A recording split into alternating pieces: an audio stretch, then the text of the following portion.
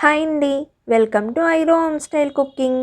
ఈరోజు చాలా సింపుల్గా అయిపోయే దొండకాయ వేపుడు ఎలా తయారు చేయాలనేది చూద్దాము. ఒకసారి ఇలా ట్రై చేయండి, మీకు డెఫినెట్గా నచ్చుతుంది.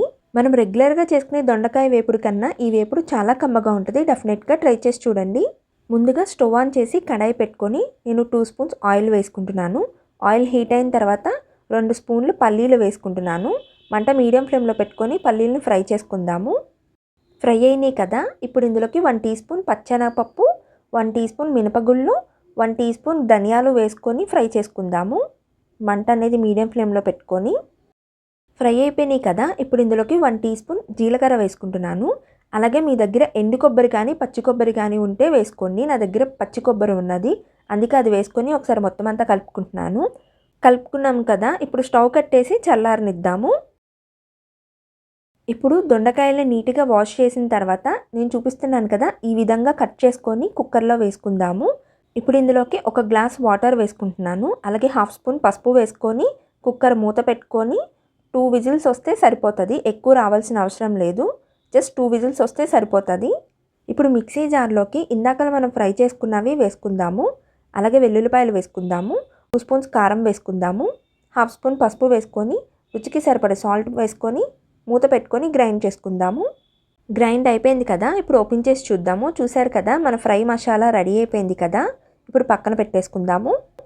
2 విజిల్స్ కంప్లీట్ అయిపోయినాయి కదా, స్టీమ్ మొత్తం పోయిన తర్వాత మూత ఓపెన్ చేసి చూద్దాము. చూసారు కదా, దొండకాయ ముక్కలు బాగా ఉడికిపోయినాయి కదా, ఇప్పుడు స్ట్రైనర్లో వేసుకొని వాటర్ని వడకట్టుకుందాము.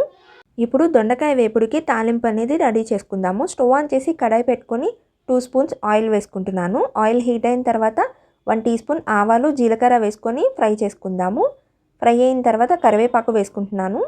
తాలింపు ఫ్రై అయిపోయింది కదా, ఇందాక మనం గ్రైండ్ చేసుకున్న దొండకాయ కారం ఫ్రై వేసుకొని 2 మినిట్స్ ఫ్రై చేసుకుందాము. 2 మినిట్స్ ఫ్రై అయింది కదా, ఇప్పుడు ఇందులోకి చిన్ని గ్లాస్ వాటర్ వేసుకొని ఒకసారి మొత్తం అంతా కూడా కలుపుకుందాము. ఇప్పుడు ఒక 5 నిమిషాలు మూత పెట్టుకొని మగ్గనిద్దాము. 5 మినిట్స్ తర్వాత చూసారు కదా, మొత్తం అంతా కూడా బాగా దగ్గర పడిపోయింది కదా, ఇప్పుడు ఇంకొంచెం సాల్ట్ వేసుకొని ఒకసారి మొత్తం అంతా కలుపుకుందాము. ఇందాక మనం ఉడికించుకున్న దొండకాయ ముక్కలన్నీ వేసుకొని ఒకసారి మొత్తం అంతా కలుపుకుందాము. ఎక్కువ మగ్గాల్సిన అవసరం లేదు, ఒక 5 నిమిషాలు మగ్గితే సరిపోతుంది. 5 మినిట్స్ కంప్లీట్ అయిపోయింది కదా, ఇప్పుడు ఒకసారి చూద్దాము. చూసారు కదా, కర్రీ మొత్తం ఆల్మోస్ట్ రెడీ అయిపోయింది, దగ్గర పడిపోయింది కదా. ఆల్రెడీ దొండకాయ ముక్కల్ని ఉడికించుకున్నాం కాబట్టి ఎక్కువ టైం అనేది పట్టదు. ఇంకా ఫైనల్గా కొత్తిమీర కూడా వేసేసుకుంటే మన దొండకాయ ఫ్రై రెడీ అయిపోయినట్టే. ఒకసారి ఇలా తప్పకుండా ట్రై చేయండి, చాలా బాగుంటుంది, చాలా కమ్మగా కూడా ఉంటుంది. మనం రెగ్యులర్గా చేసుకునే దొండకాయ వేపుడు కన్నా ఒకసారి ఇలా తప్పకుండా ట్రై చేయండి, మీకు చాలా బాగా నచ్చుతుంది. అంతేనండి, సింపుల్ అండ్ ఈజీ దొండకాయ వేపుడు ఎలా తయారు చేయాలో చూసారు కదా. ఒకసారి ఇలా ట్రై చేసి ఇంట్లో వాళ్ళకి పెట్టండి, డెఫినెట్గా నచ్చుతుంది. మా వీడియోస్ కానీ మీకు నచ్చినట్టయితే లైక్ చేయండి, షేర్ చేయండి, సబ్స్క్రైబ్ చేయండి. Thanks for watching.